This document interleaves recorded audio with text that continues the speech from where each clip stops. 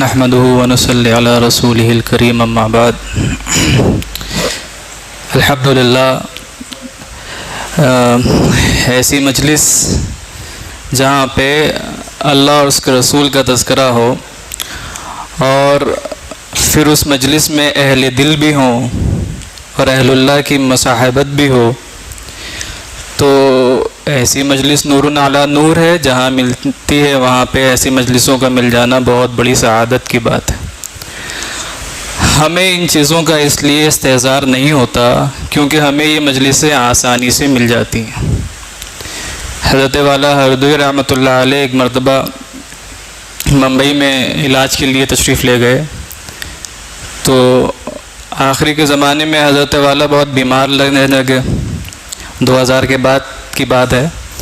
تو جس مسجد میں حضرت کا ظہر میں وہاں پہنچے نماز کے لیے تو وہاں کے امام جو حضرت سے بیعت بھی تھے اشرف المدارس ہردوئی کے پڑھے ہوئے تھے, انہوں نے بغیر حضرت کی اجازت کے اعلان کر دیا کہ ہمارے درمیان حضرت معی السنہ موجود ہیں اور تھوڑی سی بات ہوگی.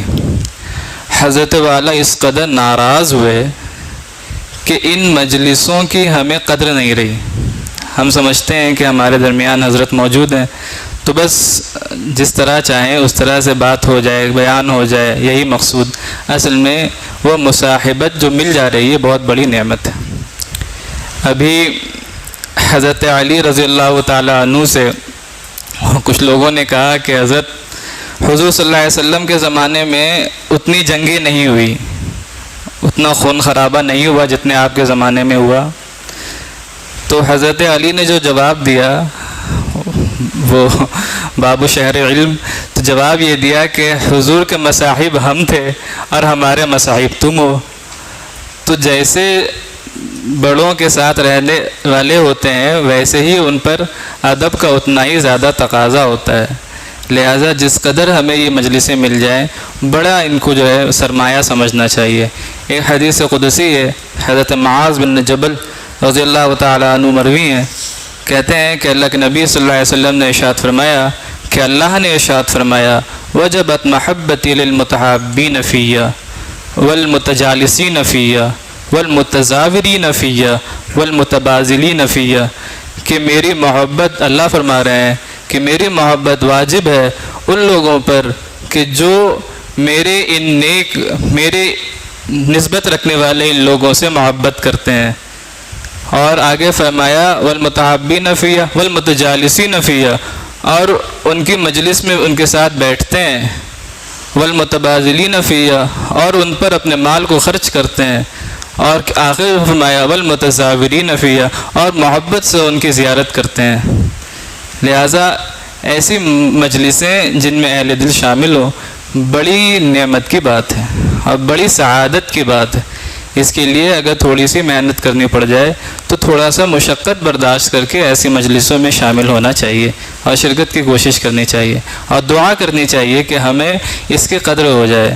حضرت شاہ وصی اللہ صاحب رحمۃ اللہ علیہ اکثر فرماتے تھے کہ میں جب بھی تھانہ بھون حاضر ہوتا تو میں سہارنپور سے تھانہ بھون جاتے ہوئے ہر سانس ہر دم استغفار کرتا. اور حضرت والا تھانوی کا اس قدر مجھ پہ رعب اور ہیبت طاری رہتا کہ میں حضرت والا تھانوی سے ملاقات کے بعد پھر ان کی مجلس میں ایک آڑ کے پیچھے جا کر کے بیٹھتا. حالانکہ حضرت مولانا شاہ وصی اللہ صاحب کو حضرت والا تھانوی سے بہت محبت تھی, حضرت والا تھانوی اس کے جو ہے قدردان بھی تھے, لیکن حضرت والا شاہ وصی اللہ صاحب فرماتے ہیں کہ جو ہے میں ایک آڑ میں بیٹھتا اور حضرت خواجہ صاحب اگر ہوتے تو حضرت خواجہ صاحب کے پیچھے میں ایک آڑ میں بیٹھا رہتا. اگر کبھی حضرت نے سامنے بلا لیا تو بس خواجہ صاحب کے پیچھے بیٹھے رہتا. اس ہیبت کی وجہ سے کہ حضرت والا تھانوی صاحب کشف ہیں, کہیں ان کو میرے دل کا حال معلوم ہو گیا تو اس لیے بڑا استغفار کرتے ہوئے جاتا.